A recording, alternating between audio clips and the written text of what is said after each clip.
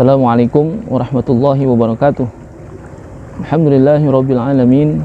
Wassalatu wassalamu ala asyrafil anbiya'i wal mursalin wa ala alihi wa sahbihi ajma'in. Amma ba'du. Ma'asyiral muslimin wal muslimat rahimakumullah. Alhamdulillah, kita sudah berada di penghujung daripada bulan Rajab yang mulia, salah satu daripada bulan yang dimuliakan. Dalam riwayat Anas bin Malik radhiyallahu an, Rasulullah membaca doa yang sangat masyhur yang biasa kita baca ketika sudah masuk di bulan Rajab. Rasulullah selalu berdoa, Allahumma barik lana fi Rajab wa Sya'ban wa ballighna Ramadan. Ya Allah, berkahilah kami di bulan Rajab dan bulan Sya'ban, dan sampaikanlah kami kepada bulan suci Ramadan. Ini menandakan bahwasanya ketika akan memasuki bulan suci Ramadan, persiapan awal menyambut Ramadan jauh sebelumnya sudah dilakukan oleh Rasulullah SAW. Buktinya Rasulullah berdoa dengan doa yang tadi dibacakan, yang diriwayatkan oleh Anas bin Malik, bahwasanya Rasulullah meminta kepada Allah Subhanahu wa taala akan keberkahan bulan Rajab dan Sya'ban sehingga bisa sampai kepada bulan suci Ramadan. Sebagian ulama juga mengatakan bahwasanya ketika 3 bulan ini disebutkan dalam doa tadi, Rajab, Sya'ban dan juga Ramadan, para ulama mengatakan Rajabu sya'ru zar'i wa Sya'ban syahru saqi wa Ramadan syahrul hasadi. Bahwasanya Rajab itu adalah bulan menanam, wa Sya'ban syahru saqi, bulan Sya'ban adalah bulan menyiram, wa Ramadan syahrul hasadi, bahwasanya Ramadan itu adalah bulan memetik daripada apa yang ditanam lalu disiram sebelumnya. Ini menandakan persiapan kita ketika akan menghadapi bulan suci Ramadan. Di bulan Rajab sudah diawali seperti yang dicontohkan oleh Rasulullah SAW.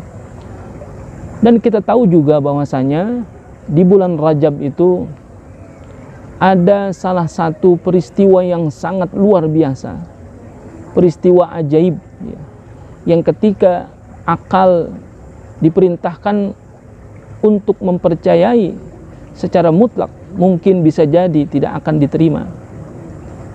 Padahal bicara tentang ada peristiwa yang ajaib ini, yakni berkenaan dengan Isra dan Mi'rajnya Rasulullah SAW, ini bagian daripada perkara yang hak, perkara yang betul-betul nyata, karena disebutkan langsung di dalam Al-Quran kebenaran akan Isra Mi'rajnya Rasulullah SAW. Nah, dari peristiwa yang luar biasa ajaib ini di bulan Rajab, di akhir daripada bulan Rajab, yakni peristiwa Isra dan Mi'raj, ini adalah sebetulnya bagian daripada ujian keimanan kita kepada Allah Subhanahu wa taala.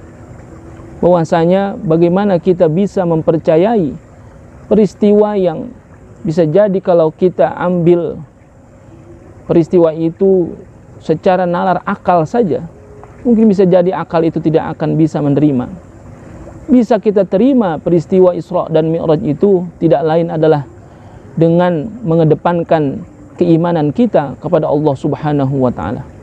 Ini pelajaran untuk kita bahwasanya tentang perkara urusan agama kita tidak bisa mengandalkan akal saja.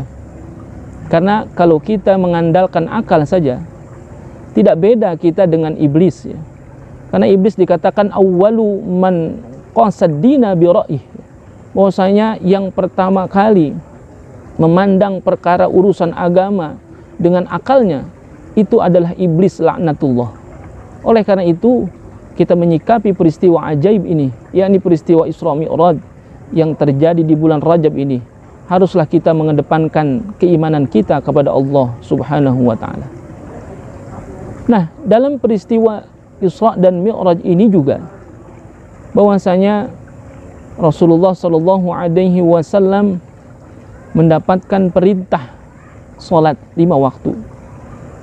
Tapi kalau kita urut sebelumnya, ternyata sebelum Rasulullah Shallallahu Alaihi Wasallam di Isra dan Mi'rajkan oleh Allah Subhanahu Wa Taala, jadi Rasulullah sebelumnya itu dadanya dibelah oleh malaikat Jibril.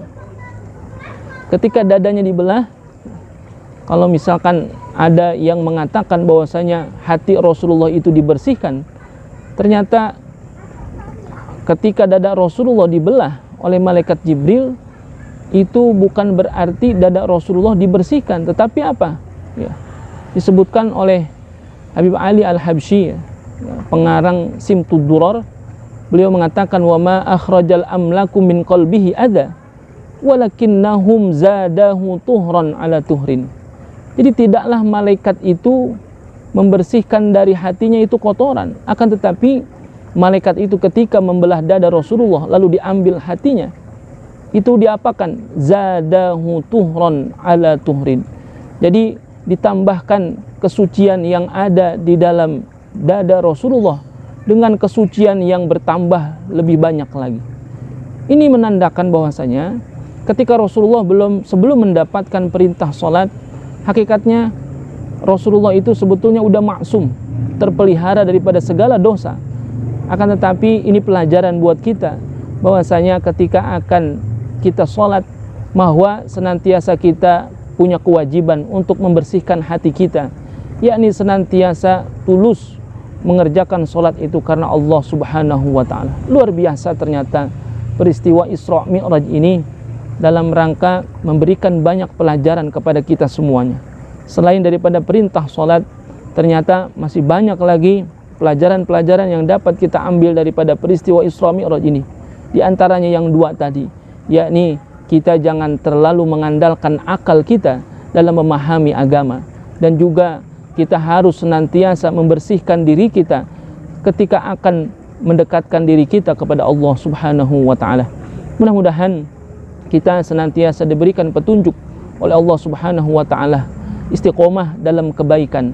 Kita dapat menyikapi, mengambil pelajaran daripada peristiwa Isra dan Mi'rajnya Rasulullah Shallallahu Alaihi Wasallam yang terjadi di bulan Rajab, yakni salah satu bulan yang mulia yang Allah muliakan. Mudah-mudahan ada manfaatnya. Wallahul muwafiq ila aqwamit thoriq. Assalamualaikum warahmatullahi wabarakatuh.